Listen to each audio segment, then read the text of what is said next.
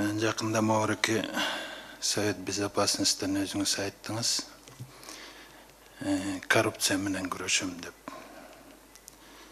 Бұл абдан туура.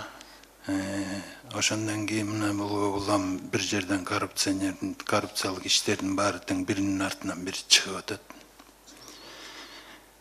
Ошолордун баарын укканда баягы оюңа кетет экен да, биздин балдардын үчүн эмне бу коррупционерлер үчүн өлдү эле дегендейчи.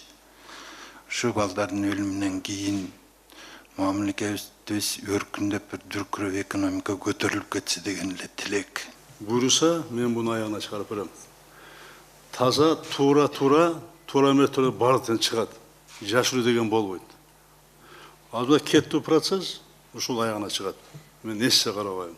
Мага жакынбы, бир тууганбы, доспу, эссе карабайм.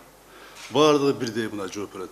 Бирок кыйын болуп атат, оор болуп атат. Бул маселени жылдырыш. Түн күн иштеп атабыз, бардыгыбыздан. Иштеп органдар менен аягына чыгарып берем буну.